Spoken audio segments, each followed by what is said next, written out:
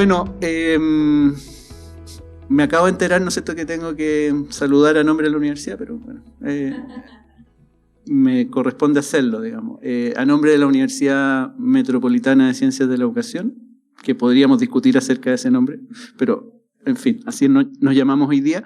Les damos a todos y a todas la más cordial bienvenida a este espacio que podríamos catalogar como un esfuerzo, ¿no es cierto?, muy necesario, diríamos imprescindible, de recuperar nuestra propia memoria histórica como territorio, como espacio,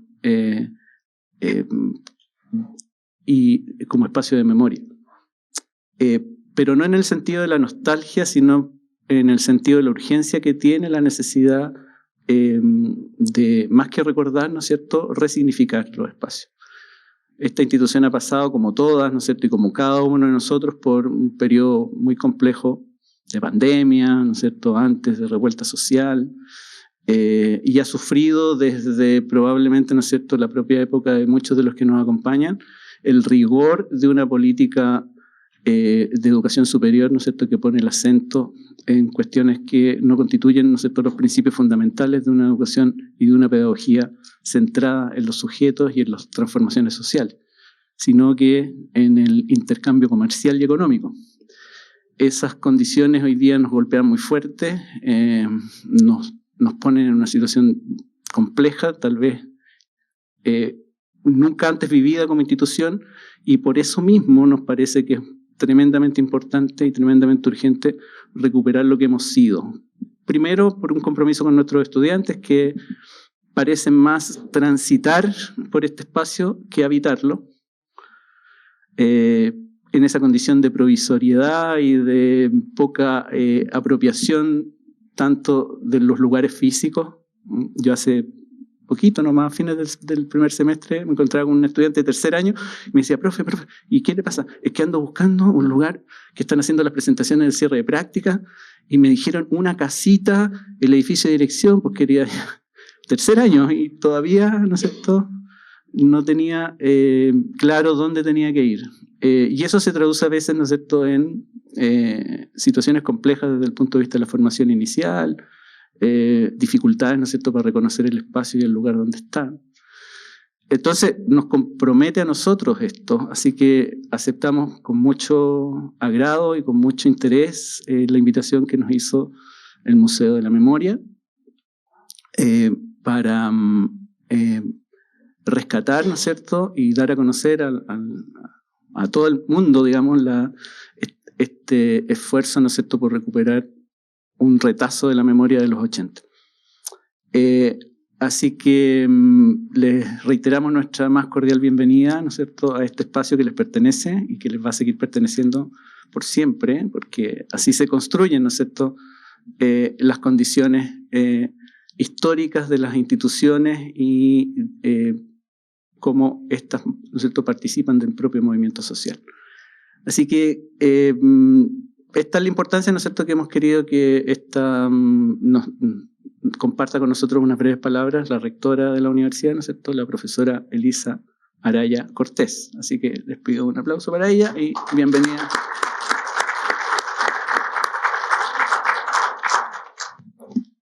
Se están saludando, qué bonito. Buenos días a todos y todas. Para nosotros, para nosotras, como universidad pedagógica, como la universidad pedagógica que somos, con nombre incluido, con nombre complicado incluido, porque ese nombre tiene una connotación que cuesta desarmar nomás, o cuesta resignificar. Nos ha costado todos estos años y nos seguirá costando quizás, a no ser que tomemos otras decisiones de recuperar otras cosas. Es un agrado tenerlas acá en esta conversación que, como se decía en las palabras de Guillermo, es muy urgente y necesaria, ¿no? Nosotros creemos que la memoria colectiva es parte de un derecho humano fundamental, que es parte de lo que constituye la esencia de los seres humanos, recordar, no en este aire nostálgico, sino que recordar en la construcción de nuestra historia colectiva y de lo que podemos transmitir, traspasar a las nuevas generaciones y en lo que podemos proyectar como futuro. Entonces el recuerdo es muy importante. O sea, los profesores y profesoras que somos, sabemos que el aprendizaje se basa, ¿cierto?, sobre la capacidad de recordar, retener, no solamente informaciones, sino que vivencias, emociones, en fin. Entonces, esto no es un mero ejercicio, es realmente para nosotros la memoria, la resignificación, la discusión, la reflexión de lo que fuimos, de lo que somos hoy día y de lo que queremos ser en los próximos años es muy importante, es muy importante. Ciertamente la época en que nos estamos viviendo es muy líquida, muy con pocos bordes, tan extraña, ¿no? Pensábamos que íbamos hacia un lado y resulta que parece que tenemos que ir a otro. Y eso tiene gran valor, poder parar, reflexionar, recordar, pensar quiénes somos, quiénes fuimos, y decir, bueno, ¿cuál es nuestro rol hoy día entonces? ¿Hacia dónde tenemos que orientar nuestra labor académica, universitaria? ¿Cuál es la voz que nosotros queremos representar? Y ciertamente esa voz tiene mucho de las voces que estuvieron, que fueron algunas acalladas con violencia, pero que siguen estando acá con nosotros. Mientras recordemos, mientras estemos, van a estar acá. Y esas son voces que tenían que ver con un proyecto de país y de sociedad que no ha perdido su vigencia, ¿no? Aunque nos hagan creer que la competencia, el mercado, la rivalidad, voy a decir, para conseguir recursos en la que estamos, por ejemplo, en las universidades e incluso las estatales, es lo que hay que hacer. Nosotros decimos no, eso no es el camino es otro, y recordar a nuestros compañeros de antaño y las luchas que dimos siempre es importante porque nos resitúan en el camino de la justicia social, que es la que nosotros queremos transitar. Se ha dicho siempre en el pedagógico y lo seguiremos diciendo, ¿no? La educación es un derecho fundamental, debe ser pública, debe ser buena para todos y para todas, y con la memoria de los que antes estuvieron, nosotros vamos a seguir construyendo ese camino. Así que muchas gracias por estar aquí, que tengamos una bonita conversación. Gracias.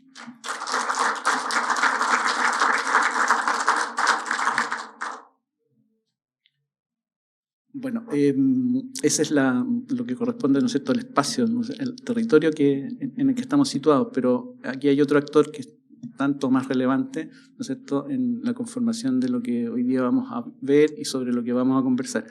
Así que invito a María Luisa Ortiz, en nombre del Museo de la Memoria.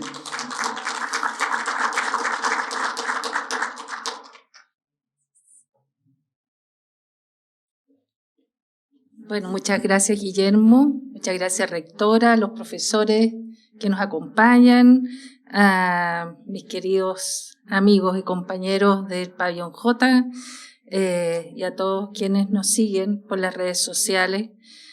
Quiero decirles que para nosotros es un momento muy importante no ha sido fácil llegar a este momento, pero hemos superado todos los obstáculos y estamos cerrando con esta actividad un convenio, una alianza con la universidad que establecimos ya hace algún tiempo y que iniciamos en épocas difíciles de pandemia, virtualmente. Y esta es la segunda actividad que tenemos este año, que es presencial. Y nos parece un paso muy importante adelante esta alianza que hemos establecido en lo que vincula lo que es una tarea del museo esencial, que es hacer visible aquellas experiencias humanas de un tiempo tan difícil como fue la dictadura y que nos enseñan una infinidad de cosas. Este proyecto del Pabellón J se refiere a una de esas experiencias. Se trata de un grupo de jóvenes, estudiantes, que quizás no es tan conocido como la generación previa de los 70, de los 60 en este espacio, ni la generación que vino después en los 80. Es justo este fragmento que está entre los años después del golpe y, bueno, la ley de universidades que sacó este espacio de la Universidad de Chile. Es una experiencia que nos interesaba mucho recoger, que se diera a conocer y que nos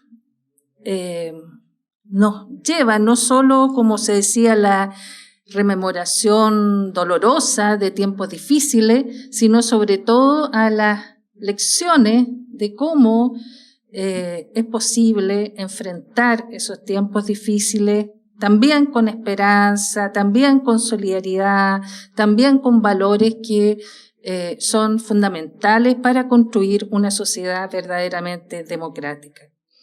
Esperamos sinceramente que este pequeño aporte que el museo hace al trabajo grande, al desafío enorme que tienen aquí en este territorio de trabajar con las memorias de lo que aquí se ha vivido, no solo de ese periodo, sino previo, después, pueda realmente convocar el interés de los profesores, de los estudiantes. Sabemos que lo hay, porque como museo hemos vivido diversas experiencias.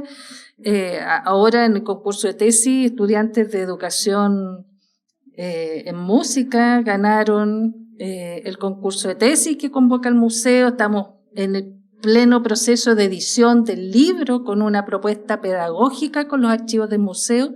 Es decir, hay intereses, pero todavía tenemos muchos desafíos en ese camino. Nos habría encantado tener esta sala con estudiantes, por ejemplo. Pero bueno, ese es el trabajo que tenemos que seguir haciendo. Aquí ponemos un pequeño aporte que va a quedar a disposición para todo lo que se emprenda en esa línea con la universidad. Muchas gracias.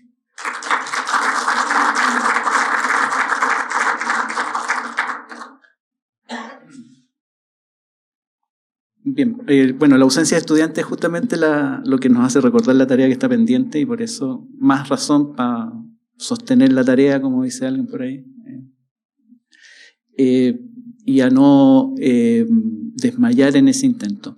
Bueno, quisiera presentar, ¿no es cierto? Bueno, todos lo conocen, pero lo presentamos igual, a Walter Roblero, que nos va a presentar el trabajo concreto, ¿no es cierto?, en que se traduce este esfuerzo, ¿no es cierto?, del Museo de la Memoria por recuperar esos trazos. Walter.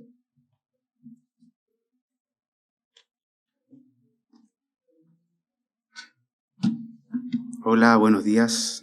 Muchas gracias a la universidad. Gracias, Guillermo, por la presentación.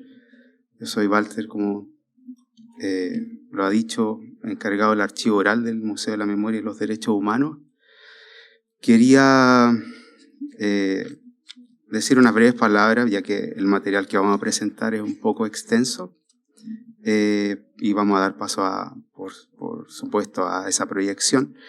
Decir que este es un proyecto que nosotros teníamos en mente trabajar desde hace mucho tiempo. Nos rondaba la idea cuando María Luisa lo propuso, no solamente porque fue una experiencia que la tocó vivir personalmente, sino que también es una, como hemos constatado, es una de las primeras experiencias de rearticulación estudiantil, al menos en la región metropolitana, en dictadura. Y nosotros en el archivo oral estamos un poco centrándonos en ese periodo, quizá decir los primeros 10 años de la dictadura, de donde siempre hay como sombra, siempre hay algún nivel de oscurantismo sobre ese periodo. Y así es como hemos podido rescatar historias diversas, especialmente centradas ahora en el trabajo de resistencia cultural. Y en ese trabajo de resistencia cultural llegamos también a investigar lo que fue la experiencia del Pabellón J. Otra idea que también hay que dejar en claro acá es que este fue nuestro primer proyecto. Es un proyecto un poco experimental porque lo hicimos en pandemia. La mayoría de las entrevistas que se hicieron fueron hechas por Zoom. En algún momento este material quisimos creer que iba a ser un material de preentrevista, un material preliminar, pero se generó algo tan potente, creemos, en ese periodo con con la precariedad del formato, que preferimos dejarlo así, ¿no? Creo que le hace justicia al momento, en el cual la gente estaba muy angustiada, encerrada en su casa, se trataba de comunicar como podía, y así son las entrevistas que están aquí registradas. Se logra capturar la atmósfera pandémica y aún así como las ganas de también participar de las personas que están entrevistadas a ustedes. Uno se ponía a conversar como podía, con su computador, encuadrando las conversaciones también como podía.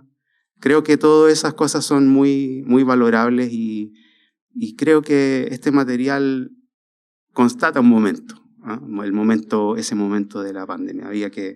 Por tanto, quisimos dejarlo así. Hay algunas entrevistas que las tuvimos que hacer con otras calidades mejores, pero porque en ese momento habían sido registradas de una manera muy, muy precaria y no se logró nada bueno ahí. Entonces tuvimos que hacer las que van a ver que son registradas posteriormente, es por ese motivo. Y lo otro, decir que este va a ser un material que va a quedar a disposición de todas las personas que quieran investigarlo. En el Centro de Documentación Audiovisual del Museo de la Memoria, que es un lugar estupendo que tenemos en el museo, que queda en el tercer piso del museo, y ahí pueden ser registradas, o sea, pueden ser visualizadas las entrevistas. También quería agradecer, a todas las personas que participaron en este archivo, y agradecer a mi compañera María Rosa Verdejo, que fue la que hizo las entrevistas, la mayoría, prácticamente todas las entrevistas las hizo ella. Ustedes la conocieron y tuvieron un momento grato de conversación con ella, y eso también ayudó a generar este material y todo este archivo. Saludamos a la profe Malva Hernández, que acaba de llegar. Yo, mucho gusto conocerla, la había conocido en foto nomás. Qué bueno que pueda participar de esta actividad. Y nada más que dejarlos con la proyección de este material, y después vamos a estar conversando en el panel. Muchas gracias.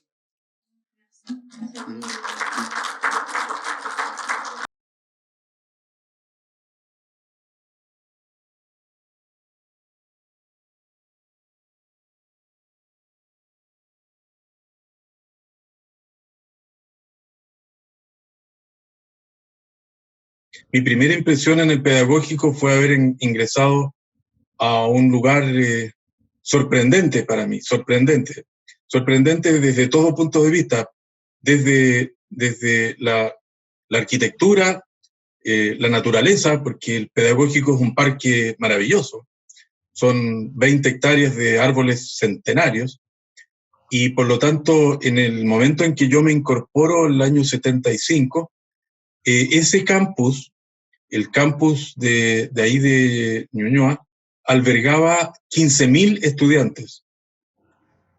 15.000 estudiantes. Estaban todas las pedagogías y todas las carreras de ciencias sociales de la Universidad de Chile. Sociología, psicología, servicio social, antropología, etc. Entonces, fue un cambio sorprendente y tremendo para mí. Y cuando llegué a la Chile fue un impacto. Yo creo que tengo un año duro. El primer año mío fue muy duro. sentí una soledad terrible, una orfandad, por decir algo, una cuestión así de adentro emocional. Mirá los tremendos edificios que eran los pabellones. Yo nunca me imaginé una universidad ni cómo era, no tenía idea. Y mi colegio era grande y todo, pero un colegio todo cemento, una escuela industrial hecha para recibir a los alumnos del sector popular y enseñarles construcción, enseñarles electricidad, y todos éramos de barrios populares y nos parecíamos habían rusos como en todos lados, pero igual esa semblanza propia del cabro chico de calle, ¿me entendió, no? Y acá yo los vi con barbita, los cabros, con, no sé, otras paradas, otra caminada, otro lenguaje, las niñas bonitas, todas hippies, puta, estaba en otro mundo, pero me dio miedo. Cuando yo tomé la clase de, creo, introducción, filosofía de la educación o algo así, no me acuerdo el título, y el profesor, un hombre, dice en una de las sesiones del principio de la clase, bueno, y a lo mejor lo dice así como de la nada, ¿no? Dice, bueno, y a lo mejor aquí hay algunos señores marxistas que quisieran dar comentarios acerca de lo que vamos a discutir. Sepan que sabemos, o algo así, que esos señores marxistas están en esta clase, o algo. Pero fue claramente dirigido a cualquier persona que pudiera estar pensando de esa manera en ese minuto. Así que eso me dijo claramente, bueno, aquí sí que hay que quedarse callado y sobrevivir y ver qué pasa, ¿sí? Así que eso es lo que hice básicamente el primer semestre, hasta que luego, poco a poco, comenzamos a vernos las caras y saber o sospechar mutuamente, aquí hay personas diferentes, aquí parece que hay un mundo por descubrir, aquí hay como gente que me está sugiriendo que no son iguales que los otros. Cuando recién entré, teníamos guardias azules adentro de la sala. La censura estaba ahí, en cuerpo y alma. Y me acuerdo también, porque yo creo que había algunos profesores que los vigilaban más que otros, que andaban tipos que nosotros no conocíamos y que nos dábamos cuenta que no eran estudiantes y que andaban con estos como aparatos de radio en el vestón, y me acuerdo haber estado sentada en una clase y que a un tipo se le activara el sonido, esos como walkie-talkie. Entonces yo creo que con mucha frecuencia vivíamos ese tipo de situaciones de miedo en realidad, porque eran cosas atemorizantes. Y entonces de ahí empezaron a nacer actividades culturales. Apareció lo de, bueno, los cafés del J, que eran netamente, o sea, eran culturales políticos, ¿me entiendes? Era de poesía, de conversación literaria, pero eran políticos también. En algún momento en peñas donde estaban todos estos cantautores con sus canciones de protestas tan como sentidas, como tan liberadoras de esta terrible situación que mis compañeros estaban pasando. Ese tipo de actos culturales a los que asistía, pero como que renovaban mi espíritu. Porque, bueno, además que eran bastante talentosos, si bien es cierto no me acuerdo los nombres de alguno de ellos, estaban mostrándome que había una lucha constante, y eso a mí me hacía tener fe en que algún momento esto iba a acabar, iba a terminar. Hicimos un café del J.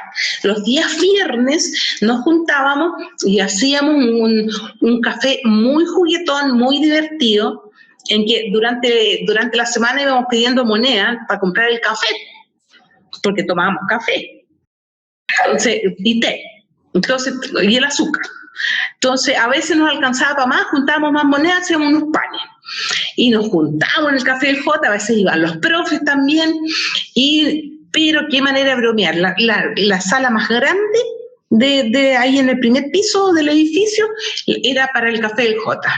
Nos apoyaba mucho la directora, que era la Lucía Invernici, nos apoyaba muchísimo. Entonces nos prestaba la sala, nunca dejamos ninguna escoba, la dejábamos limpiecita después, la secretaria también iba a participar con nosotros, entonces ahí había lecturas poéticas, había canturreo, los chiquillos habían formado un grupo que se llamaba Richard Wagner y sus tradicionales, ya a modo de Carlos Puebla y sus tradicionales.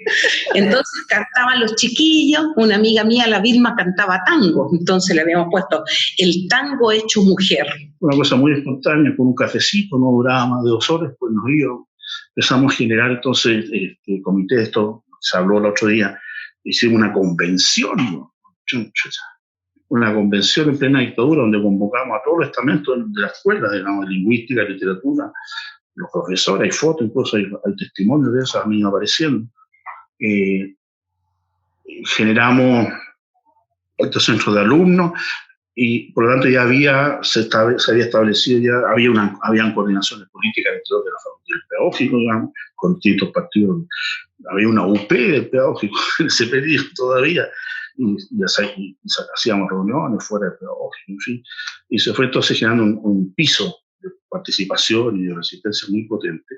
Uno de los primeros gérmenes de organización contestataria, digamos, respecto a la dictadura, que es el Gestón Santiago. De hecho, en todo ese periodo, el pedagógico fue una especie de lunar. O sea, en buena parte tú traías pedagógico ya como el territorio libre de América.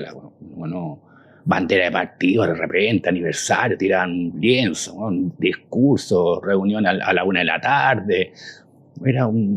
Pero salía Yamacul y se acabó la fiesta.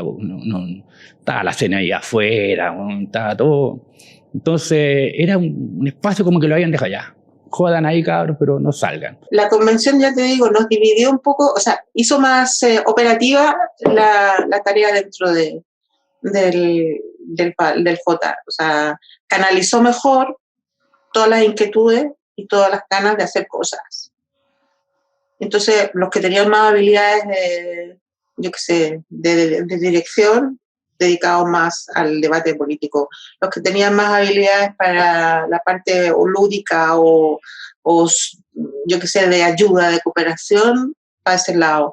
Los que, en fin, que nos fuimos dividiendo a medida que cada uno mostraba sus habilidades o sus características. Fue una cosa muy linda que pasa y que nos moviliza y nos une mucho. Creo que justo después de la convención académica, cuando la gente empieza a hablar del simposio, nos damos cuenta que mucha gente tiene hambre y no almuerza. Y ese proyecto salió de las demócratas cristianas, el método de la Iliani y la Jimena Severín, que se han organizado en una semana. Todo el mundo tenía plata para almorzar. Fue una idea increíble. Fueron a pedir, te digo, a todos los profesores, armaron una campaña política por el tema. Con un grupo, con la Lian y otra gente, formamos un comité que nos encargábamos de juntar plata con los profes y comprar bonos de alimento, de almuerzo en el casino. Y los repartíamos entre las personas necesitadas. Y eso fue con la ayuda de los profes, porque ninguno de nosotros podía ayudar. Ellos eran los que se ponían con las lucas. Entonces, desde el punto de vista humano, increíble, emocionante, maravillosa. Era un pedagógico bien diverso, te diría yo, y lográbamos hacer en este intento por gestionar el bienestar, si eso yo creo que lo que hacíamos, a veces con ópticas más políticas, a veces con ópticas más culturales, pero era eso, yo creo, Toti. Una pila de cabros. En ese tiempo la pedagogía todavía era universitaria, entonces eran en general muy buenos puntajes. No era gente que tenía motivación por estar ahí.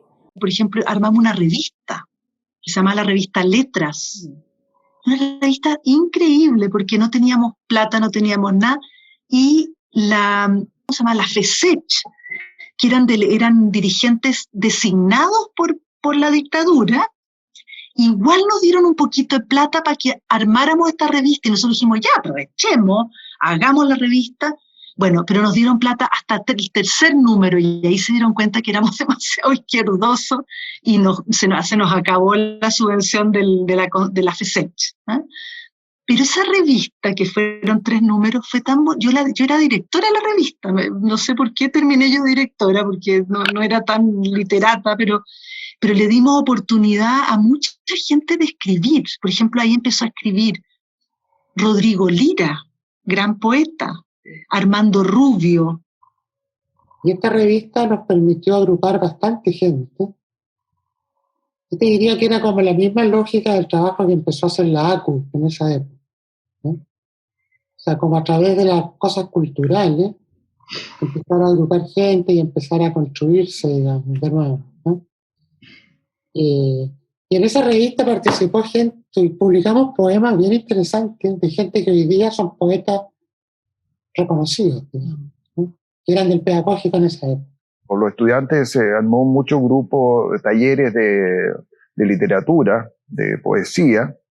Entonces, y ahí surgió también el tema de la revista Letras, que publicamos la poesía, cuentos, entrevistas, reportajes, que era también fue un mecanismo bastante ágil para recoger y darle estructura a esta actividad que tenían los compañeros en en distintas facultades, estaba en escuela, estaba en filosofía, había en psicología, en sociología, y ahí de música también, de física, obviamente la mayoría de literatura, de lingüística. Entonces la revista tuvo un papel muy importante en ese sentido, de recoger y darle una forma a ese trabajo. Entonces, hacíamos 500 ejemplares que se vendían. Con otros compañeros de la misma promoción y un compañero de la generación anterior, fundamos el grupo de teatro del Anillo, que funcionó durante los 5 años de formación. Y se creó un grupo de más o menos unas 8 personas, seleccionadas de manera muy rigurosa, porque el jurado la comisión eran actores profesionales, ya amigos míos. Entonces se generó de esa manera, de manera bastante formal, considerando las circunstancias del pedagógico, que era un espacio más bien libre. Entonces te daban un texto y tenías que improvisar, y después te decían, ya tú quedaste seleccionado, y tú no. Y bueno, yo tenía ya el otro año, 76, yo ya llegué ya con ganas de hacer cosas, ¿cachai? De impactar, de mover los palillos, qué sé yo. Y me metí, me presenté y quedé. Y ahí nosotros conformamos el Teatro del Anillo. Y ese suceso marcó todo el inicio, por lo menos para nosotros, y después todo se fue dando. Después ya se empezó a dar como una cosa, ¿entiendes? Fue como espontánea, ¿sí? Entonces empezaron que peñas, que qué sé yo, que reuniones en los patios, que poesía, que música. Y ahí yo observé que se empezó a hablar de lo que sucedía. Es la unidad de los estudiantes intrafacultades. Y eso para mí fue muy fantástico. O sea, por una parte estaba, digamos, esta organización que era de la facultad propiamente, del departamento, pero al mismo tiempo había mucha comunicación con las otras facultades. Se hacían asambleas por departamento, o por la asamblea del J, del pabellón J. Pero luego eso todo iba a asambleas generales del pedagógico, en que estaba todo. Estaba, historia, periodismo, sociología, la ciencia, creo que había psicología, etc. Era un espacio extraordinario de confrontación de ideas, de intercambio, de diálogo, con una energía enorme, en una situación muy feroz también, porque años 79 fueron años duros también, en términos de la represión, fuerte. Sentía que formaba parte de algo, o sea, como contrapunto a esta especie de orfandad que yo vivía personal, y ahí era como que me sentía acogida y sentía que pertenecía a algo y algo que era importante. Lo único que quería estar en el pedagógico, ¿ya? Porque ya el año 79 había empezado a tomar contactos con gente del MAPU y empezamos inmediatamente a participar en todo. Entonces, desde la Semana Mechona, que fue una Semana Mechona alternativa, hasta nos metimos en unos talleres de títeres que los daba Ocarín, y los daba la hermana de la Mireya Baltra. Y con los títeres vino después, bueno, estábamos ahí participando, íbamos a reuniones, y vino todo el tema de la Malva Hernández, que la Malva era una profesora cuyo hijo es detenido desaparecido y que la echan. Entonces la escuela se empieza a movilizar en torno a la defensa de la Malva. La querían echar y entonces empezó una movilización y yo me acuerdo que casi no estuve dentro de la sala de clases ese año. Estuvimos mucho dando vueltas y pataleando, y bueno, fue duro ese año porque hubo harta represión, algunos compañeros lo empezaron a expulsar. Eso como que nos unió muchísimo cuando iban a echarla y sabíamos que era por su hijo desaparecido, entonces como que eso fue súper como aglutinador de todos. Dentro del pedagógico me tocó saber de Malva Hernández, de su hijo desaparecido, y eso fue para mí un horror, y ahí decidí participar activamente, que era nada, eran protestas dentro del pedagógico, eran marchas. La primera vez que marché, no sé por qué, salió una foto en la revista Análisis, Apsis, ya no me acuerdo, y se enteraron ahí mis papás que yo estaba en otro lado, que estaba en otras cosas, ¿no? En solidaridad con la Malva, ¿verdad? Se genera un movimiento muy, muy heavy de mucha protesta porque era todos los días. Entonces ya como que yo creo que la autoridad del pedagógico no hayan que hacer. Creo que el pedagógico se hizo todo, pero lo logramos cerrar. Porque cuando yo sumo y resto, por culpa de nosotros, se cerró el pedagógico. Y después pasó a ser academia de la ciencia, de la lengua, de la huevada, de no sé qué cosa. ¿Te fijas? Porque estuvimos, desde que yo llegué 78, 79, hasta 80, eran todos los días marchas, todos los días manifestaciones, todos los días asambleas. Yo no sé cómo saqué esa carrera, yo no me acuerdo. Me acuerdo de los ramos de literatura porque me gustaba la literatura. Tengo conciencia académica de que cuando llegué el 78, el primer semestre, estudié mucho porque tenía que tomarle el peso a cómo era ya. Hubo un acto que se hizo de apoyo a la Malva, después hicieron la cosa de la llegada de los mechones justamente para nosotros, y que quedó la escoba, pero mis recuerdos son poco claros. Me acuerdo que había una mesa, habían queques, jugos, estábamos debajo de un árbol en el jardín del del pabellón J afuera. Estaba la Lili Trevisan, la Carmen Sotomayor, estaba la Flavia, la Astrid, toda la gente del grupo y los mechones. Algo pasó, no me puedo, la verdad es que no me acuerdo, que llegaron los sapos, la cosa que se acabó la celebración y todo. Y no me acuerdo por qué fue que después la mayoría de mi generación suspendido o relegado.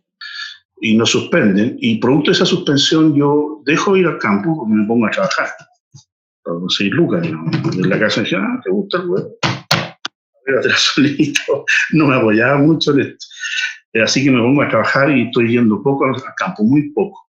Y esto fue el año 80, entiendo. Siguió esto evolucionando y terminó, ya yo iba muy poco, iba a buscar a una chica que era mi polola en esa época. Y fue un día que había recién terminado una gran movilización al interior del campus, que había terminado con los chiquillos y las chiquillas tapeando con maderas, tapeándose, neutralizando la puerta de acceso a la oficina donde estaba todo el sistema de sapo, de los guardias y toda la weá más siniestra estaban ahí. Los cabros los dejaban adentro encerrados, no sé si habían algunos. Bueno, pero yo llegué en a ese momento posterior. Y entonces me subieron a ese carro, y un par de semanas después me llegó una carta a la casa donde me decían que yo quedaba expulsado, decía, porque había participado en este evento en el cual había agredido a compañeros de la universidad, a funcionarios, había destruido material fiscal, había repartido un panfleto de injurias contra la autoridad. El año 80 fue un año en que tomaron a mucha gente presa, relegaron a mucha gente. Pero el cambio más duro para todos fue el 81. El 81, cuando ya disgregan el pedagógico y dejan nada más que las pedagogías y todo el resto de las licenciaturas, los bachilleratos, las carreras de sociología, psicología, periodismo, todas se fueron a distintos lugares. Ahí desmiembran el pedagógico. ¿Te fijas? Entonces ese año fue más duro que el 80. El 80 fue un año muy potente, tan potente que estos gallos resolvieron de ir para reinar. Bueno, y pasó que separaron el pedagógico, sacaron a las pedagogías de la Universidad de Chile, el 80, y crearon Escuela Superior de Ciencias Pedagógicas. Y entonces, como yo tenía las platas del J, de castellano y de literatura, y yo era de literatura, había una recepción a los mechones, y yo fui a dejar la mitad de las platas a los cabros que estaban ahí de pedagogía. Y de repente veo a una profesora mía, a la María Isabel Sáenz, que habla con unos tipos y me apunta. Fui a matricularme y iba entrando al pedagógico, no andaba nadie, me acuerdo. Acá está esa construcción central de la fachada, un camino que va por aquí está la reja. Entonces yo iba caminando ahí hacia adentro, no sabía dónde estaba la matrícula, iba a preguntar, y venía un cabro por acá, y yo hacia allá. Y de noto que el cabro me hacía señas.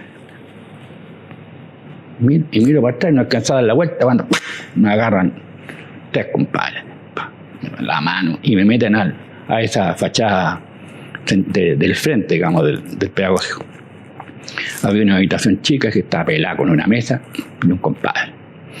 Me dice, mi hija, así que tú eres el famoso Pechi, qué sé yo. Entonces, pues yo sorprendí ahí, dije, ¿dónde está? Y entra un compadre así, no te miento, era así una carpeta, fotos mías, en el pasto, en clase, conversando con compañeros, saliendo el peda. Faltaba que me sacaran fotos en el baño, no, bueno. Pues nos llevaron a la 18 comisaría. Y ahí, a mí me metieron a un calabozo hediondo a pichí, con un pedazo de madera en el suelo, una cosa chiquitita, oscura, y de repente nos interrogó la DICOMCAT, la DINA, o la CNI en esa época. Fue como bien, en un minuto fue bien violento, por lo menos para mí, porque hasta me pegaron una cachetada. Y entonces estaba encerrada ahí en la oscuro ya, y de repente veo que pasa el Jorge Peche, el que era presidente del centro alumno, y le digo, Jorge, te dejaron entrar a vernos. No, weona, me dice, estoy detenido. Primero en la octava, ahí en Irarrázaval, que ahí nos juntaron con los otros que habían detenido después. Después a todos nos llevaron a la sexta, que está en La Vega, ¿no? En un callejón, es una calle sin salida, calle en La Vega, está en La Vega por ahí. De ahí, a mí por lo menos, ya, ¿cómo se llama este cabrón? Que era el Mir, no me recuerdo. Nos sacaron y a mí me llevan a Borgoño, ¿ya? Ahí estuve 2 noches, creo, 2 noches. De ahí de la investigación nos sacan temprano, sin saber para dónde íbamos. No me doy cuenta y nos llevan hacia Cerrillo. Entramos al aeropuerto, qué sé yo, pum, y nos dicen, ya cabros, se van relegados al norte. José Manuel lo detuvieron un día, lo agarraron en el patio, en uno de los patios del pedagógico, lo llevaron a prosperidad y le dieron una especie de paliza en un momento determinado, ¿ya? Una especie. Y me acuerdo de que yo llego a casa y me dicen que el José Manuel llamó y me ha dejado el regalo de que no me presenten en el pedagógico porque sacaron la cresta y que probablemente podría ocurriendo lo mismo, no sé qué, una cosa así. Entonces esa es la atmósfera del año 81. Me agarraron unos tipos y me dijeron que tenía que acompañarlos a la oficina de no sé quién, cuando fui a matricularme, y yo me negué. Eran dos tipos que aparecieron allí, nos tenían que acompañar. No, yo no voy a ningún lado, me voy. Si tanto les molesta que esté allí, me voy. Y voy saliendo y aparecen 2 más y otros 2 más, y como entre 10 gallos me agarraron, es que ahora no te vas. Y me dieron una golpiza enorme. Y eso, saliendo de ahí, yo me junté con otro amigo que me acompañó a la cooperativa en ese entonces, hice la denuncia, de ahí fui a hacer la denuncia a la vicaría, y eso se supo. Al día siguiente salió por la radio y la Nelly dijo, a este niñito me lo llevo para arriba, y ella me cambió los papeles y yo partí hacia literatura después. Entonces, claro, tomaron a los cabecillas, porque Sáez me parece que era presidente del Centro Alumno de Filosofía, y no voy a malestar. O sea, fue peor para las autoridades haber hecho ese proceso de relegación, porque se cohesionó más la gente, y más protestas, y eso se fue contagiando a otras facultades, el Campo Oriente, que también fue tomando una dinámica de descontento y de protesta. Muchas veces nos trasladábamos nosotros al Campo Oriente, había distintos tipos de concentraciones, y yo pienso, viéndolo así, con el tiempo fue peor, porque nos enredamos más todavía, con las suspensiones arbitrarias, y eran simplemente por marchar, o sea, no respondían a una cosa muy básica, que era la libertad de expresión, y ahí como que no se sumó más gente. El tema fue que en vez de que el movimiento se achicara, el movimiento tomó más fuerza. Ahí vino la Ley General de Universidades. Entonces la mayoría se les dio la posibilidad a los compañeros y compañeras que se fueran a la Reina, y ahí iban a seguir siendo de la Chile, y se fue mucha gente, pero lo suspendió, no nos pudimos ir.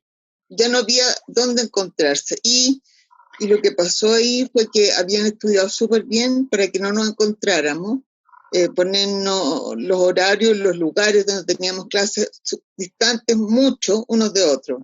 Entonces, por ejemplo, teníamos española al fondo del pedagógico, y después teníamos lingüística a donde está la biblioteca, al otro lado de Grecia. Entonces, esos espacios que teníamos entre clases donde podríamos habernos juntado era imposible, porque tenías que correr a la otra clase.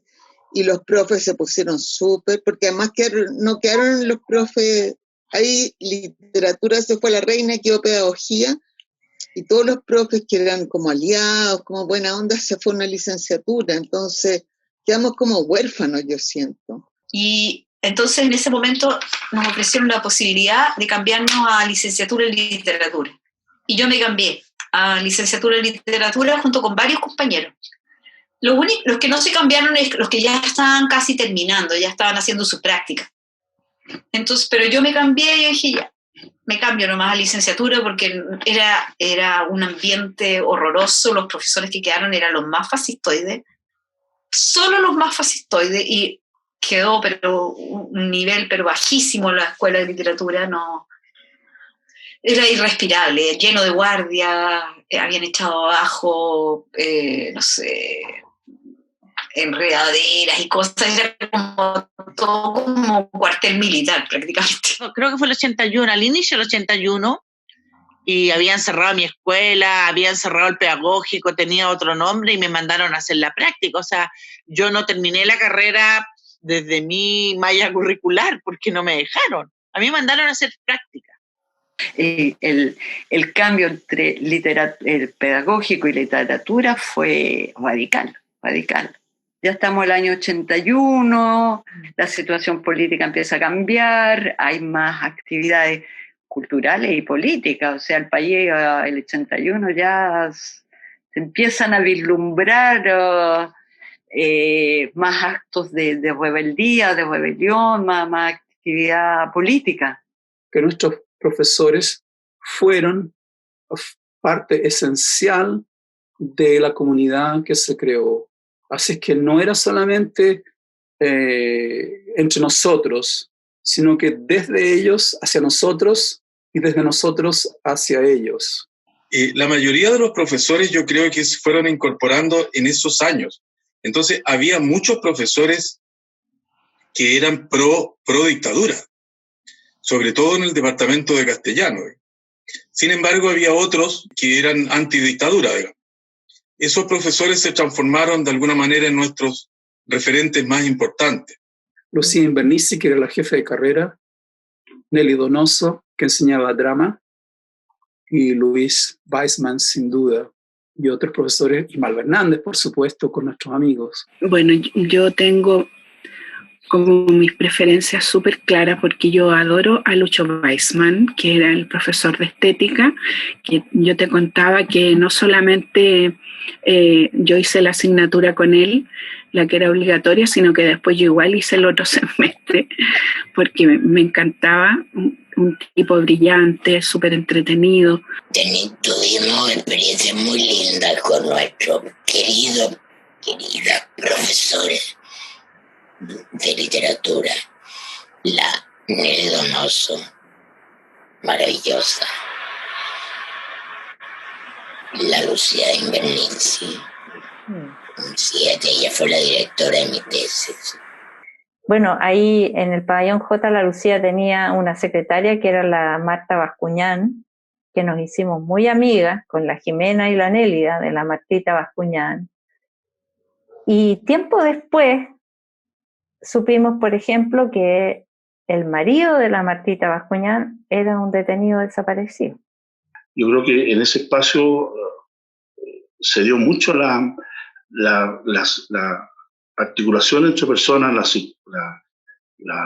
la reunión, la comunidad, dejando muchas veces de lado mucho dogma. Más bien hubo una gran cercanía y un gran trabajo colaborativo y cooperativo, digamos, y asociativo en torno al objetivo. Nosotros teníamos objetivos quizás implícitos, ¿no? Que era luchar desde nuestro espacio contra la dictadura.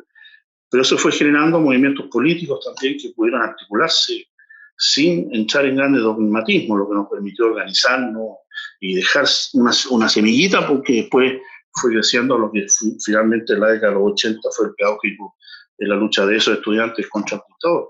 Como dijo alguien, todos fuimos primera línea en algún momento. Y revalorar eso lo encuentro yo necesario. Necesario para que no lo borren las tinieblas de la historia, que va quedando todo en difuso, digamos. Es bien ponerlo en nítido, eso. Es bueno ponerlo en la nitidez que tuvo, con la gente, con los nombres, eso es interesante. Por eso cuando convocaron yo no dudé en participar, porque tenía la noción que habíamos sido un hito dentro del movimiento político en Chile, desde distintas posiciones. pero colaborando con tropiezos y andares, digamos. Pero bueno, nadie nació sabio. La lucha que nosotros dimos contra la dictadura, yo creo que fue una lucha dentro del pedagógico. Yo creo que nosotros fuimos una de las escuelas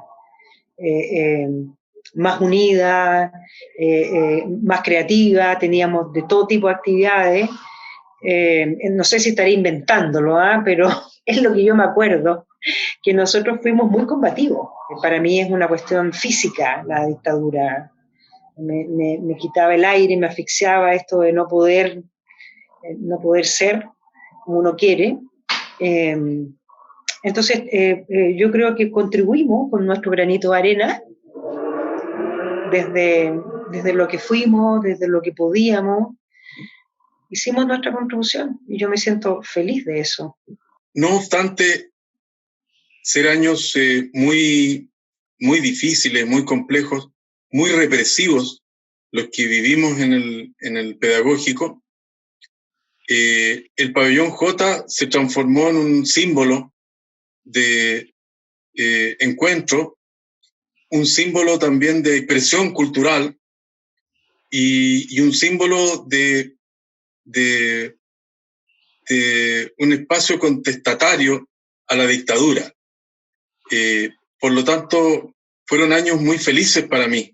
No obstante, ese contexto tan aciago, ese contexto tan oprobioso, fueron años muy felices para mí. Recuerdo con mucho cariño, con amor intenso a todos mis compañeros, y todas las actividades que hicimos, creo yo que las tengo en el lugar más reservado de mi memoria.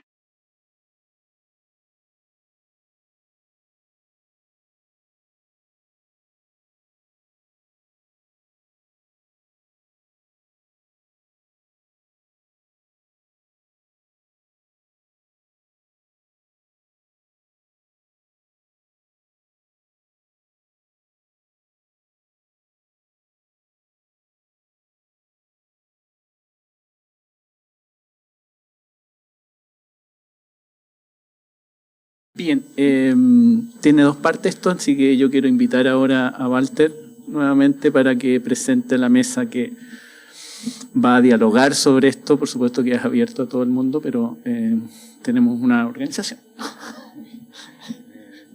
Hola, hola, ¿se escucha? ¿Sí? Ya. Bueno, espero que hayan disfrutado el material. Por cierto, va a quedar a disponibilidad de todas las personas que quieran verlo. Lo vamos a subir a algún programa de streaming para también poder verlo con facilidad desde cualquier computadora. Eso lo haremos a la brevedad. Y ahora quiero invitar a algunos protagonistas de esta historia, a nuestra querida Alma Sol Herrera, que es, como saben, profesora, docente toda la vida, acá, y Richard Warner, también docente, y quiero invitar también al profesor José Tomás Cornejo, que es historiador y profesor de acá, de la UMCE. Antes de empezar la conversación, si quieres te pones para acá, Alma. Alma y Richard tienen algunas palabras preparadas, han escrito algo, así que los invito a leer. Alma, si quieres tú, dale nomás. ¿Sí? ¿Se escucha? ¿Se escucha? Sí. Ya. Bueno. Muy emocionante estar aquí hoy día con todos ustedes. Queridos compañeros, queridas compañeras, sean bienvenidos y bienvenidas a esta presentación. Hace ya 40 y tantos años que nos vimos y comenzamos a conocernos en el inolvidable pabellón J de este pedagógico, nuestro PEDA. Y hoy nos reunimos a ver el Pabellón J y la reactivación del movimiento universitario en dictadura que hiciera el Museo de la Memoria y los Derechos Humanos en el rescate de la memoria oral, por lo que desde ya agradecemos esta maravillosa iniciativa que nos llevó a resignificar nuestra estancia por los pastos y las aulas de la entonces Universidad de Chile. Gracias a Licha, Walter y Toti por llevarlo a buen puerto. Para ser yo, he de ser otro. Salir de mí, buscarme entre los otros que no son si yo no existo, los otros que me dan plena existencia. Poema de Octavio Paz. Así fue lo que nos pasó en nuestra escuela, castellano, literatura y lingüística. Empezamos poco a poco a reconocernos y formar un sentido de comunidad en tiempos oscuros y difíciles, desde la convención, hacia el pabellón, hacia el café del J, hasta el paro por Malva Hernández bajo el lema "La Malva no se va". Vivimos intensamente esos años desde más o menos el 75 al 82, tiempos más, tiempos menos. Formamos un espacio de acogida y libertad en medio del miedo, las detenciones, las torturas, las relegaciones, suspensiones y expulsiones que nos hacen permanecer aún en la amistad y hasta hermandad de nuestras juntas. Éramos unos bichos raros en el PEDA, ya que a medida que fue avanzando la reorganización política antidictadura, se tendía a las distancias partidarias en las demás escuelas y facultades. Y nosotros, pese a fuertes discusiones y diferencias, nos manteníamos unidos entre compañeras y compañeros de estudios y con nuestros profesores y profesoras que nos prestaban ayuda y nos apañaban en muchos momentos de angustia histórica, emocional y juvenil. Quisiera en este minuto permitirme recordar a nuestros maestros y maestras que ya han partido. Luis Weissman, querido maestro, que con su inteligencia nos guiaba hacia el más alto nivel del saber en la poética de Aristóteles y en Martínez Bonatti con la estructura de la obra literaria. Lucía Invernici, querida maestra que nos iluminó hacia la literatura hispanoamericana, apoyándonos desde su lugar en la dirección de la escuela, defendiéndonos ante todo. Raúl Acevedo, quien, pese a sus dificultades de salud, nos entregaba el saber desde la dialéctica aplicada a la teoría literaria y a la metodología de la investigación. Tantos otros, Nelly Donoso con el surrealismo, la generación del 27 con Eladio García, Rodolfo Rojo con Eliot. Aprendimos que el rigor académico se sumaba a la humanidad, lo que sin duda nos ha acompañado a lo largo de nuestras vidas profesionales. Hicimos verdaderos amigos con el profesorado del Pabellón J. Eran de una generosidad impresionante, aportando con sus libros, sus saberes en lo económico, en sus y nuestros cumpleaños, en los bailes de tango, bolero y cumbias en el patio de la escuela, a las horas de los almuerzos compartidos. No pasamos por la universidad mirando desde la ventana cómo ocurrían los hechos, no. Abrimos la ventana hacia la realidad, nos metimos en ella con sus riesgos, pero también con sus alegrías, que nos hacían permanecer vivos y vivas entre el horror de esos negros tiempos. Les abrazo hoy y siempre.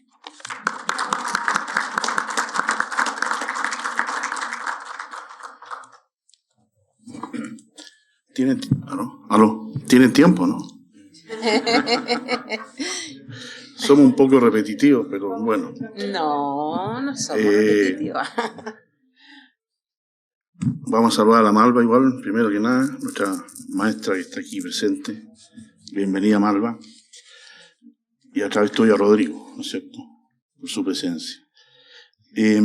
Yo tengo acá un documentito que preparamos entre 7, 8 personas de esa generación. No todas están aquí, algunas sí. Por eso les preguntaba si tenían tiempo. Va a ser un poquito más largo. Pero primero que nada queríamos saludar también de una manera metafórica, ¿no es cierto?, a nuestros compañeros que ya partieron, dejaron esta tierra. Al Pablo Márquez, aparece ahí. Todo esto que voy a nombrar aparece en las fotos, ¿no? Bárbara Délano, bueno, para qué decir, Luis Alfredo, iniciador de esta, o gran actor de esta iniciativa más bien. Ana Marín Staulis, para los que no los conocen, esa persona que hablaba así con afonía, bien canosa, ella era María Inés, a Soledad Cantillana, que se nos murió muy, muy jovencita, y también a Óscar Aguilera, a Pedro Humere, cantor de altiplano, ¿no es cierto? Era de un pueblo originario, y a la Pía Launer, a la Alicia.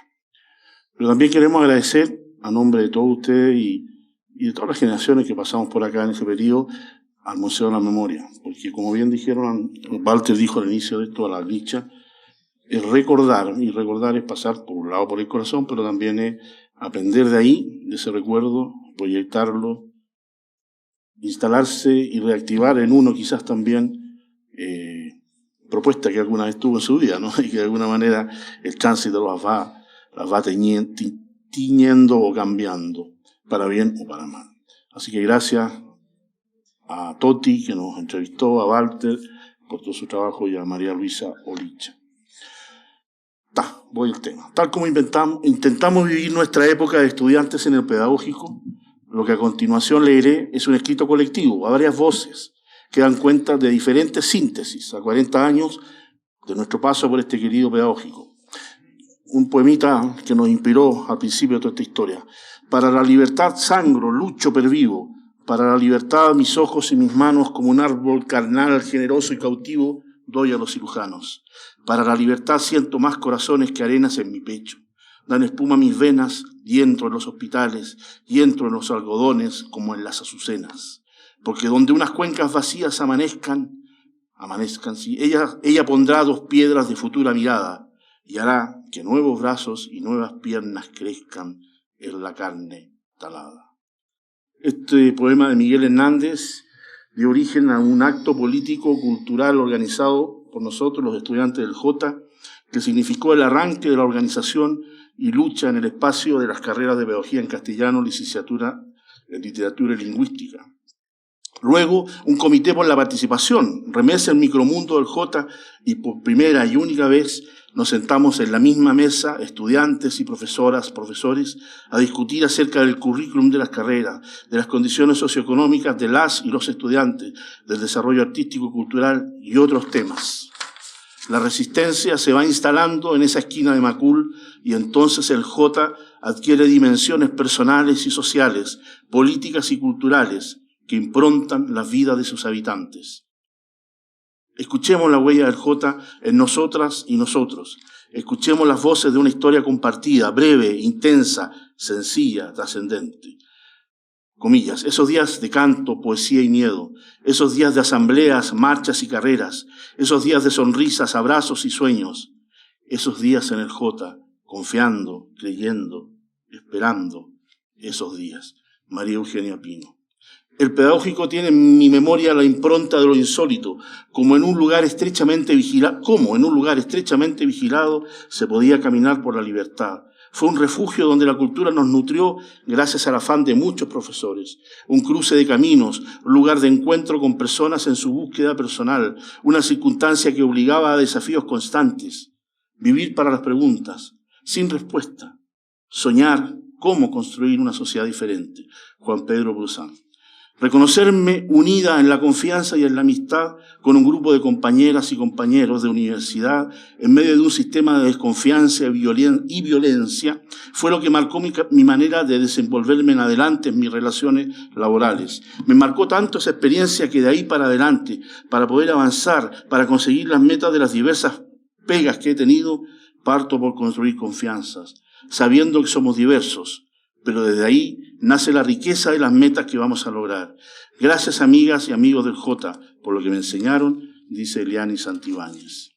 La instancia en el pabellón del Jota de Literatura Lingüística y Pedagogía en Castellano fue muy significativa para nuestra generación. Sentía que quienes eran mis compañeros eran mis semejantes, que compartíamos una visión sobre las circunstancias históricas que estábamos viviendo. El mismo sentimiento de injusticia, de inseguridad, de rabia y de temor, pero también el deseo de poder generar cambios, dándonos cuenta de que no estábamos solos y que juntos podíamos dar pequeñas batallas que condujeran a los cambios que creíamos necesarios en nuestra sociedad. Había un clima de tolerancia y respeto por el otro, búsqueda permanente de instancias de participación, generando actividades como las convenciones, los talleres y nuestro café. Muchos profesores muy excelentes, muy comprometidos con nuestra formación académica, cercanos, solidarios, comprensivos y protectores. Eso hay que marcarlo, protectores. Se jugaron en el pellejo muchos profesores, no, algunos profesores, que también dejaron huellas imborrables. Lo que construimos fue tan valioso y significativo en nuestras vidas que nunca hemos perdido los lazos que nos unieron. Y hasta ahora, 40 años después, y seguimos manteniéndonos comunicados, conservando la amistad y el cariño de esos tiempos, dice Vilma, que está por ahí. ¿Dónde está la Vilma? Ahí está la Vilma. Dice Lili Trevisan, que apareció ahí en el video, ¿no? Lo que puedo decir ahora, que la comunidad que logramos construir en el J me dio la fuerza que necesitaba para seguir viviendo, estudiando y creyendo que podíamos cambiar el mundo. Lo más valioso y que me ha acompañado toda la vida fue que no solo era necesario y posible, sino que vital y bueno que lográramos trabajar unidos, siendo muy diferentes y apreciando esas diferencias. Lili Trevisan, que está en Nueva York actualmente donde vive. El pabellón J para mí fue un inicio de conciencia y encuentros que guardo hasta hoy, por lo que estoy muy agradecida, dice María Chen Eulen, que aparece en el video. Quiero agradecer la consolidación de mi conciencia solidaria y a los vínculos de amistad que allí establecí con las que aún son mis amigas. Nelly de Acevedo, Madrid, octubre de este año. El J en mí, dice Patricio Daza desde Ginebra. En el año 75, en el J del 75, yo era como un organillo sin manivela y el corazón perdido en las brumas que todos sabemos. Las únicas melodías reconocibles en el enredo sonoro de mi rodillo eran un remendado de temas de la nueva canción, achurados de arañazos frescos e intimados a callar. Cuando decimos el J, no es el del 75, que era poco más que una estación de metro en la periferia de la Ilustración. El J que decimos, dice el Pato, nació después. Al J del 79, este organillo del 75 volvió erguido, corpulento, sanado, cubierto de teclas blancas y negras, recogidas por los caminos, impaciente por sonar. Desde los primeros días, gente curiosa y sonriente venía, abría la tapa y ensayaba alguna nota. Y así la historia de ellos y la mía se fueron fecundando, entrelazando en un nosotros. El instrumento solo se juntó con otros y formó orquesta, taller, sentidos compartidos, la orquesta del J. Aquí hay una historia bien interesante de una compañera que se llama Paulina Núñez. Dice, comillas, te va a hacer bien porque andas con pajaritos en la cabeza, me dijo mi padre cuando quedé el año 76 en pedagogía en castellano, en el Pedagógico de la Chile. Ella le dice, ¿y por qué no mejor este año no estudio inglés y un secretariado y doy la prueba de nuevo? Por ningún motivo, me respondió, yo no pago cursillos. Y así, mirándome en el espejo, partimos con mis pajaritos al pedagógico. Al año el espejo se había roto. La pobreza económica de algunas compañeras y a la vez su riqueza intelectual fue lo primero que me asombró. Yo venía de la Maisonette, colegio particular con 0 formación cívica. Luego fui percibiendo la violencia de la dictadura en mis compañeros y compañeras que se atrevían a expresarse. Yo solo miraba desde los bancos en el pabellón J y los escuchaba con admiración. En tercer año, en una prueba de un ramo de educación, respondí, comillas, mientras veo cómo sufren tantos jóvenes, usted me pregunta algo sin importancia. No tengo ganas de responder, cierre de comillas. Me puso un 1 y me sentí feliz. Ese sábado, a las 8 de la noche, llegó a mi casa un compañero conocido como Soplón, al que jamás había hablado. Fue a mirar quién era para intimidarme. Lentamente reemplacé mis pajaritos con los que llegué por amistades del querido pedagógico, con los que comparto mi vida hasta hoy. La conciencia social fue el regalo del pabellón J y llevo más de 40 años dedicado a ser maestra facilitadora de procesos de crecimiento humano por medio del lenguaje. Decía Paulina, no es más largo, pero lo dejamos. Complicidades. Llegué al pedagógico después de vivir difíciles días en el Darío Salas. Era un joven pasado para la punta, activo políticamente. El PEDA fue mi oportunidad para establecer nuevas complicidades. Estaba cierto el terror en el cuerpo, pero a medida que conseguía más y más reconocer a quienes llegarían a ser mis compañeros de ruta, desde mi segundo semestre de la pedagogía en castellano, más aire del bueno, conseguía respirar. En el espíritu de ese aire compartido y solidario, dice Oscar Sarmiento, desde Nueva York, levanto mi copa por los que ya no están y por los que todavía hacemos camino al andar. Con los del J desde Potsdam, Nueva York, Oscar Sarmiento. Bueno, lo último de estas voces colectivas, dice este mismo colega, amigo Oscar Sarmiento, dice: el Café del J transmigró al noreste de Nueva York. Cuando Lili y yo comenzamos a enseñar aquí juntos, lo llamamos Café Latino. Fue totalmente inspirado en el Café del J. Mismas actividades, nuevo contexto.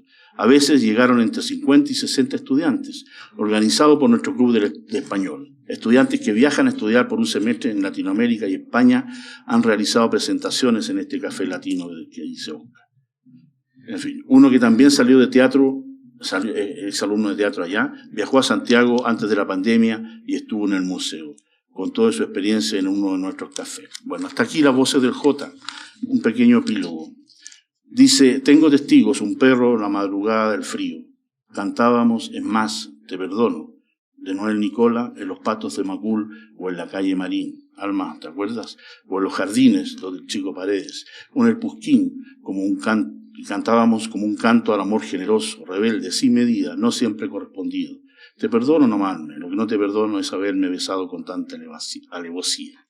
Y en el cantar profundo, sincero, sin tregua ni inhibición, nos tragábamos la vida en el J, en la calle, en el partido, en la agitación mañanera, rayando muros, echando al aire panfletos libertarios. Nos tragábamos la vida algo en la casa, en la biblioteca de Grecia. Nos tragábamos también la pilsen en el Pusquín y de vez en cuando nos desatorábamos con el estudio para los cursos de Lucho, Lucía, Nelly, Alfredo, Corina, Malva, nuestras y nuestros profesores cercanos, socios en aquello que había que resguardarse de los ojos ladrones de sueños y vidas. En la lucha de lo cotidiano nos imponíamos con nuestras armas cargadas de futuro, como dice el poeta, pero también con nuestros actos, cargados de ética y esperanza, con nuestros ritos, con nuestras porfiadas insistencias en que era necesario cambiar y cambiarse. Remover la muerte que nos intentaba sitiar y desaparecer. Y casi, sin saber cómo, fuimos creando un espacio que, como lo remarcan los testimonios escuchados recién, un espacio que fue refugio, fue ruca, fue revelación, desafío para cada uno y una que quiso arrimarse al pabellón del J. Cada uno, una, sintetizó en los tiempos posteriores lo que el J significó. Lo que sí podemos asegurar es que los que allí estuvimos y valientemente dimos nuestra sencilla lucha en lo que nos correspondía, luego llevamos el ser educador, educadora, investigador, investigadora, activista, artista, etc., a nuestras cotidianidades. Ser un habitante del J permeó para siempre nuestras vidas y actos. Mirados desde hoy, nos hace falta un gran pabellón J para colaborar en restaurar la justicia, la verdad y la equidad en nuestra querida sociedad. Colectivo Pabellón del J, octubre del 22, acto por la noche.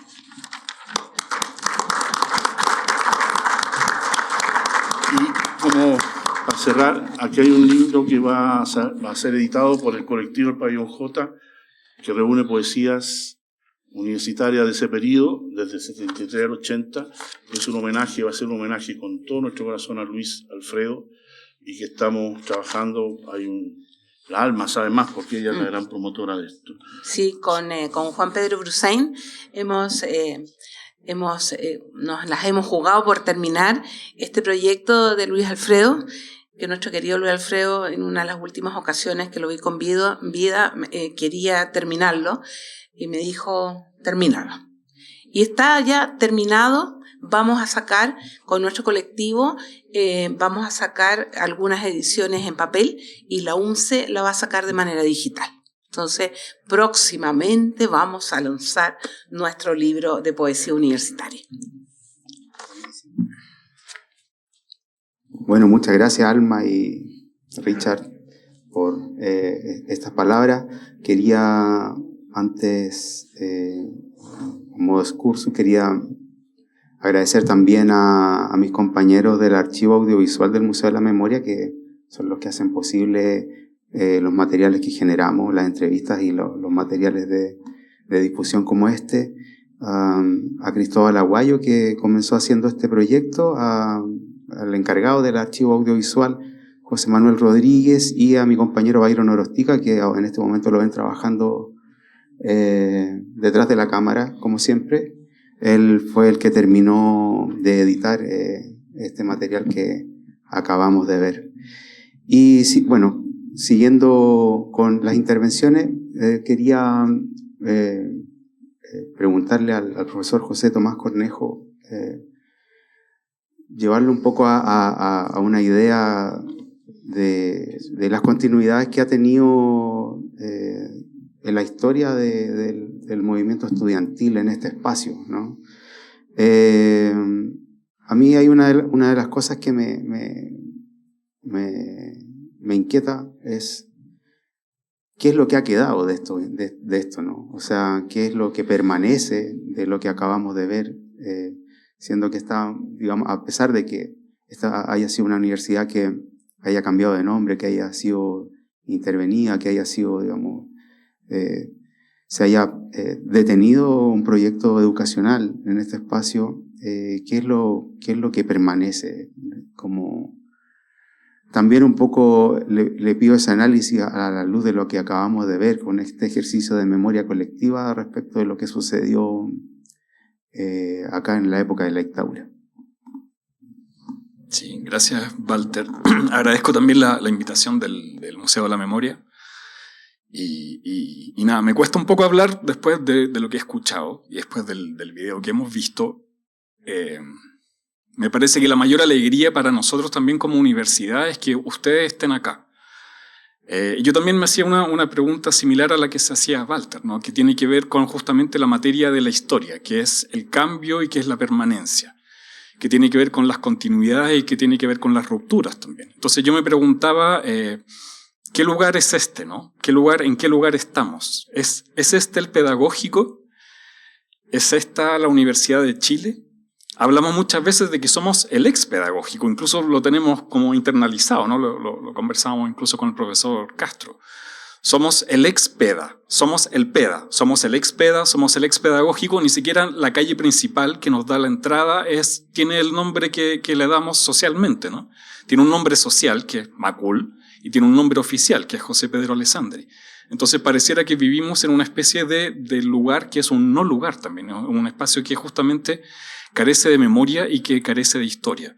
Lo que yo creo que ustedes nos ayudan a hacer a nosotros y a nosotras como institución y como un espacio social que también sigue existiendo es justamente activar nuestra memoria, ¿no? Nuestra memoria también pasa por ustedes. A mí me da de verdad mucho gusto verles aquí, ver que además sigan teniendo comunicación entre ustedes. Agradezco asimismo que hayan sido estudiantes de literatura y de castellano, porque también escriben muy bien.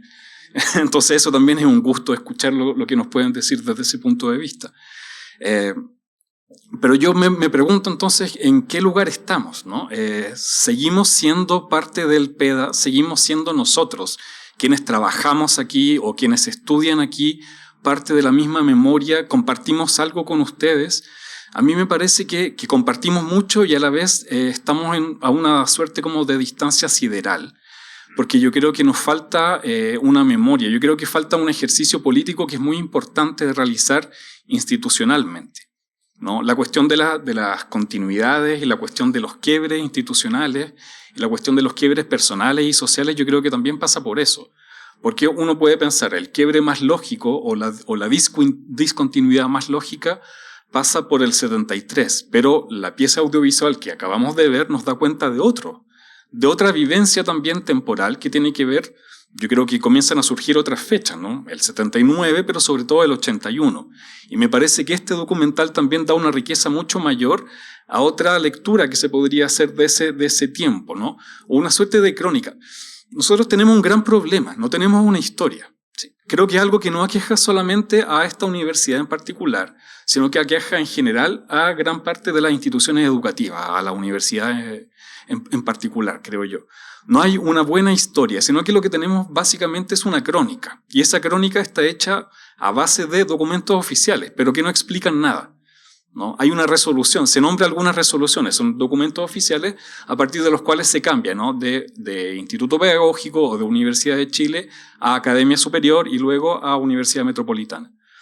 Pero eso no nos explica nada. En cambio, la pieza audiovisual, a partir de los recuerdos, a partir de la memoria que acabamos de ver, justamente nos explica parte de esas vivencias, ¿no? Nos explica parte de esa historia. Y el año 81, entonces, no es solamente que entre en vigor una nueva ley. El año 81 vemos que hay otra forma de vivir la universidad desde dentro. A mí me parece que ese tipo de ejercicio y ese tipo de conocimiento también es el que tenemos que traer tanto a la memoria como a la historia de la universidad. Y desde ese punto de vista falta mucho.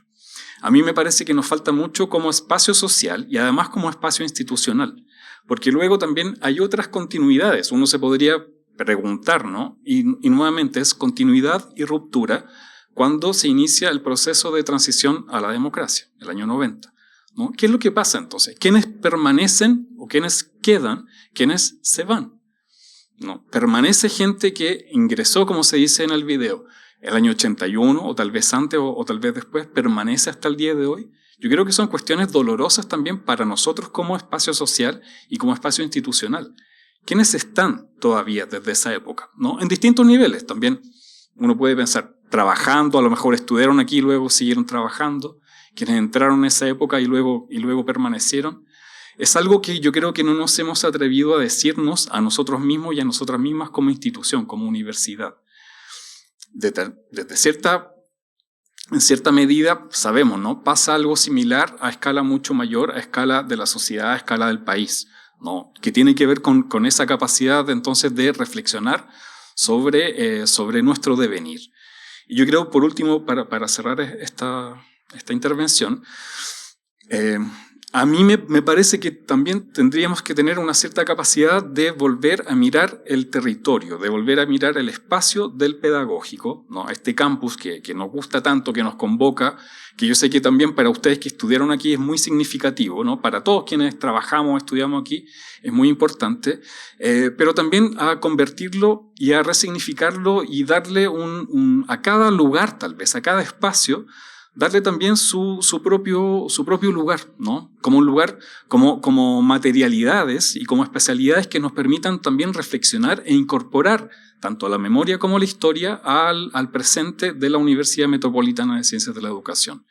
Yo trabajo muy cercano al Pabellón J y yo no tenía idea de todo esto, ¿no? Hasta hace un par de años en que algo por ahí en alguna reunión me enteré, y ahora claro que se devela para mí, de verdad, se devela para mí un conocimiento. Ahora voy a mirar el Pabellón J con otros ojos, ¿sí? Pero yo creo que para quienes forman parte hoy día de esa facultad, de esas carreras, para quienes estudian ahí, también deberían estar al tanto de esto. Entonces tal vez deberíamos, no sé si renombrarlo, pero sí resignificarlo, y eso también se puede hacer materialmente.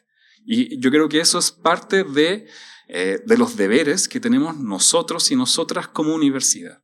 Sí. Y además, sobre todo si es que nos decimos que somos una universidad pedagógica.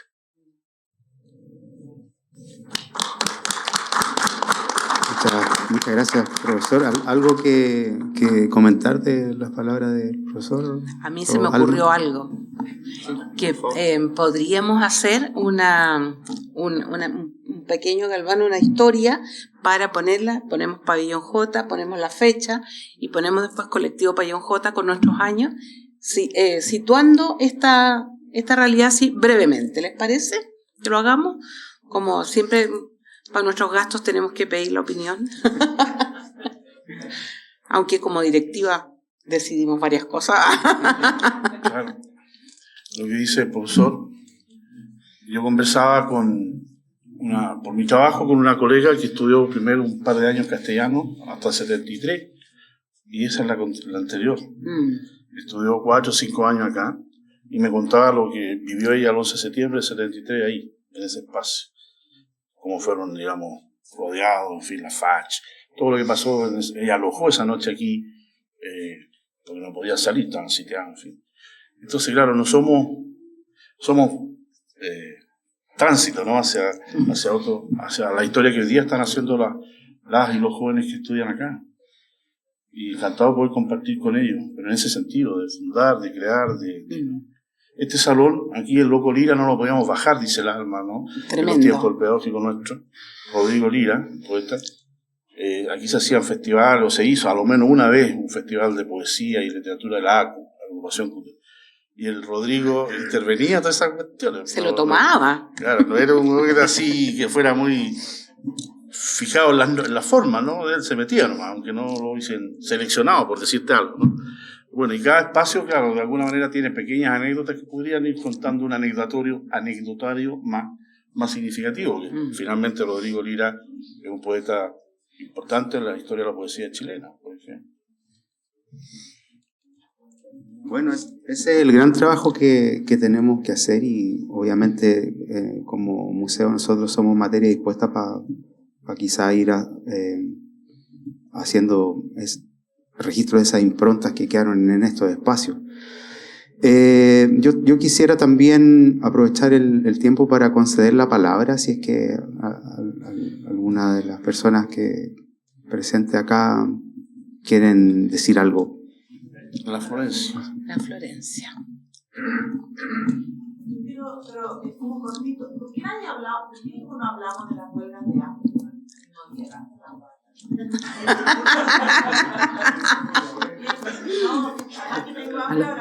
No, es que las huelgas de hambre nadie las mencionó. Sí, no las mencionamos, tienes razón. Ahora me da y dije, oye, sí, la Eliani se nos desmayó en una huelga de hambre. Florencia. Yo tenía interés en preguntarle al profesor qué pasa en relación a lo que ya, bueno, hemos visto, hemos escuchado los testimonios, qué pasa con los estudiantes hoy en términos de las relaciones, en términos del intercambio entre una escuela y otra, entre una disciplina y otra. Porque lo que yo recuerdo, y lo hemos conversado con muchos de mis compañeros del J, es que una cosa extraordinaria era que había un gran intercambio, y creo que lo menciono por lo demás, entre las distintas facultades, entre las distintas escuelas en esa época. Algo que, por una experiencia personal, yo volví a la universidad como estudiante 25 años después. Y una de las cosas que más me llamó la atención fue justamente la falta de contacto entre una facultad y otra, incluso entre una escuela o un departamento y otro. Que es algo que a pesar, es decir, curiosamente y paradójicamente, cuando más hoy había posibilidades de intercambio, de comunicación, de diálogo, de controversia, si quiere, menos. Entonces, nosotros realmente vivimos en un oasis, lo han dicho varios, y quisiera saber cuál es la situación actual en ese sentido. Yo creo que actualmente sigue esa... No lo diría división, pero creo que no hay tanta comunicación como había antes. Ahora, puede ser una visión muy particular o incluso errada de mi parte, porque al mismo tiempo sabemos que no solo en esta universidad, en muchas universidades hoy día la lógica colectiva funciona justamente a partir de colectivos, ¿no? Ya no hay tanto los partidos políticos o tal vez tampoco se está alineado a partir de las facultades o los departamentos, sino que de colectivos que tienen tal vez incluso otros intereses que escapan tal vez a cuestiones políticas o ideológicas tradicionales. Yo creo que sí existe una gran compartimentación entre todos los espacios y entre todos los territorios. Tal vez sea en algunos momentos, los días viernes en particular, sea una sociabilidad que tiene que ver con otras cosas, con otras dinámicas, y ahí quizás hay una dinámica un poco mayor de integración. Pero hasta donde yo percibo, puede ser errado totalmente, pero me da la impresión que eso no sucede tanto. Incluso yo creo que tampoco sucede, digamos, una comunicación mayor entre académicos y académicas de distintas facultades. Lo pretendemos, ¿sí? Lo decimos incluso, es uno de nuestros horizontes, pero a mí me parece que no se da. En parte creo que los modelos actuales universitarios en cuanto a la formación atentan justamente contra la integración de distintas, por lo menos en esta universidad. Sí, me parece que se ha tendido a tener unos modelos formativos que tienen que ver mucho con una formación profesionalizante, más que con un horizonte universitario un poco más integral. Y desde ese punto de vista, es más bien, creo yo, un conocimiento que es utilitario o utilitarista. Es decir, tengo un curso que me sirve para tal cosa, que lo realizo en tercer semestre, que se supone que me va a servir para tal cosa durante mi desempeño profesional futuro. En vez de tener una formación universitaria más integral que me permita comunicarme con otras personas, aprender de otras cosas, aprender de otras personas y de otras disciplinas que no necesariamente son la mía. Me parece que hacia allá, lamentablemente, hemos transitado. Dale.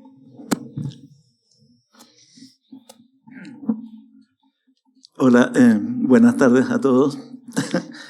Mire, yo quiero mencionar 3 cosas. El 2014-2015, o 2016, no recuerdo bien, estuve dando mi curso de historia del underground, de la contracultura, ¿ya? En el departamento de historia, en el segundo semestre. Así que creo que puede que sea la única persona entre los presentes aquí hoy día que estuvo tanto como alumno y como profesor, ¿ya? Y a propósito, a colación de lo que pregunta mi querida Florencia, ¿ya? Creo que, como usted bien señala, profesor, creo que este curso que yo impartí convocó mucha gente, ¿ya? Tuve más de 50 alumnos ese semestre, de todos los departamentos, y además alumnos de intercambio. Y sentí en ellos y percibí muy de cerca un interés muy grande por esa materia porque era algo que les hablaba de sus propias vidas, de sus propios momentos existenciales. De hecho, tal vez el cumplido más grande que recibí de uno de ellos fue que dijo: profe, es que su curso no es académico, es existencial. Entonces, no sé si entienden la idea a lo que voy, ¿ya? Y yo creo que ese planteamiento de una carrera universitaria como un pasadizo instrumental de contenidos y saberes para obtener una profesión es algo que debemos cuestionar seriamente. Y además nosotros como generación creo que somos privilegiados, ¿no? Tal vez sea muy fuerte y muy violento catalogarnos de sobrevivientes, pero es que en el fondo eso es lo que somos.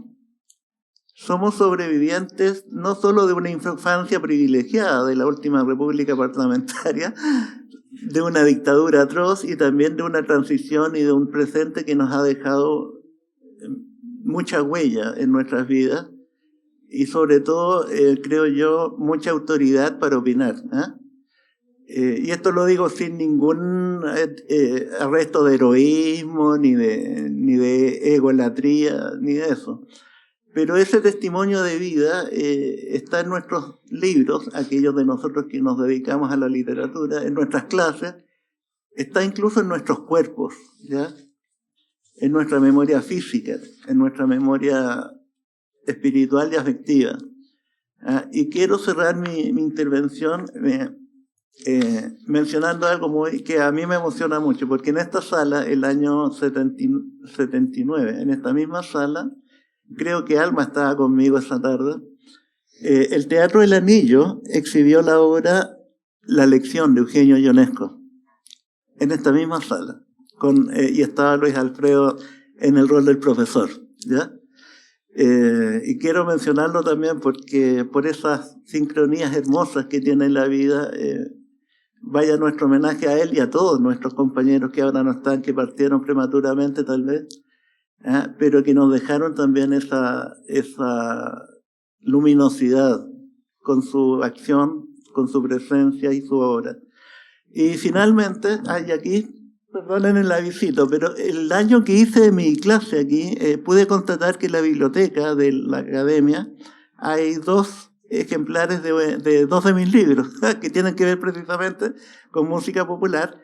Y esta edición, que es la definitiva del libro que me introdujo en el medio literario chileno, El Grito del Amor, mi tesis de grado, en licenciatura en literatura, año 84, con el profesor Rodolfo Rojo, Esta edición definitiva, que es la que salió justamente para el tiempo del estallido, antes de la pandemia, está dedicada a nuestra queridísima, amada y recordada Lucía Invernizzi. Eso nomás. Muchas gracias.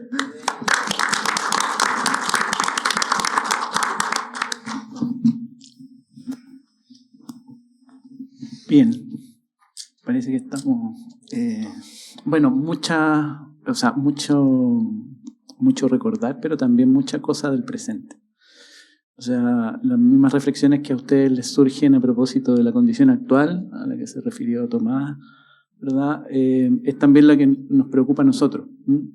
Y sí, si nosotros juntamos ese pasado, ¿no es cierto?, reciente con la actualidad, nos damos cuenta, ¿verdad?, que tal vez la principal característica de lo que ustedes desarrollaron fue el tema de la resistencia cultural, ¿no es cierto?, ante un modelo y ante una maquinaria, ¿no es cierto?, que instalaba otros códigos, ¿no es cierto?, de lo que se entendía por hacer universidad. Nosotros hoy día vivimos la experiencia como académicos, ¿no es cierto? Yo estudié aquí después de ustedes, en los 80, 82, hasta el 83, fue corto eso. Y después me tocó volver al 90, como me restituyeron la condición de estudiante y pude terminar la carrera. Pero lo que hoy día enfrentamos es el producto de esa instalación, de esta, entre comillas, revolución, ¿no es cierto?, que significó la dictadura, particularmente para el mundo de la educación superior. Y nuestros estudiantes son un poco reflejo de eso también. Entonces, ¿cómo no decidir dar esa batalla, ¿no es cierto?, por recuperar esa condición, ¿no es cierto?, que es una resignificación del pasado, no es el mismo pasado, todos sabemos, ¿no es cierto?, que eso no es posible, pero sí un sentido diferente. Y yo creo que en esa batalla y en esa condición se encuentran muchas de las generaciones. Nosotros tenemos, probablemente los vamos a seguir molestando, Alma, porque hay mucho interés, ¿no es cierto?, por la recuperación, un poco lo que describía el profesor Cornejo, ¿no es cierto?, esta idea de recuperar los espacios, darle la significatividad.